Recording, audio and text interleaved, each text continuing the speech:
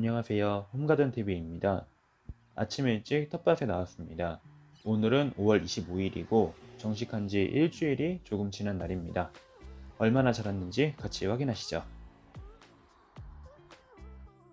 먼저 고추입니다. 좌측은 심을 때 바삭코트를 파고 처리한 곳, 우측은 그냥 심은 곳입니다. 아직까지는 좌측, 우측 모두 차이는 없어 보입니다. 고추는 일반 고추와 오이고추, 청양고추, 3종을 심었습니다.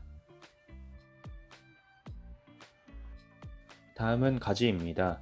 가지도 역시 왼쪽은 바석코트를 파고 처리한 곳, 우측은 그냥 심은 곳입니다. 가지는 그래도 일주일 전에 비해서 꽤 자란 것 같이 보입니다. 그리고 토마토입니다. 토마토는 좌우측 각각 6주씩 심었고요. 심은 다음 날 지주를 만들어 주었습니다. 마지막은 망고 수박입니다. 망고 수박은 속살이 망고처럼 노랗다고 하네요. 수박도 역시 지주를 만들어서 나중에 위쪽으로 유인을 하려고 합니다. 고추, 가지, 토마토 등 과실을 맺는 작물은 보통 지주대를 만들어 줍니다.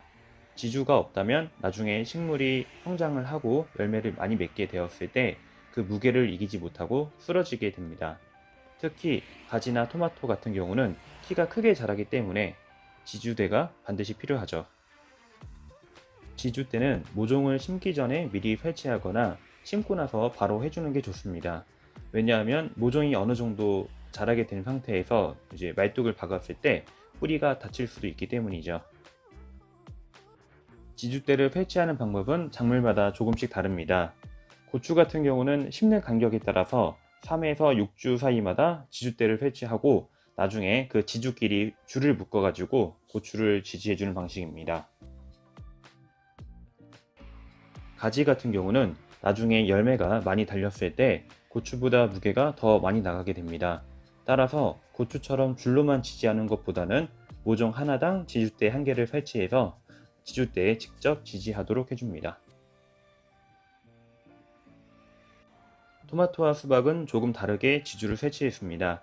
토마토와 수박은 나중에 키가 2m 넘게 크게 자라고 또 열매도 매우 많이 열려서 앞에 가지처럼 지주를 설치해도 무게를 이기지 못하고 아래로 처진다고 합니다. 따라서 이렇게 지주대를 위쪽에도 설치하였습니다. 나중에 좀 자랐을 때 위쪽 지주에 줄을 묶어 가지고 위로 당겨 올리는 방식으로 지지를 해보겠습니다. 저도 처음이기 때문에 하나씩 배워가면서 가꿔보도록 하겠습니다. 오늘은 여기까지입니다. 감사합니다.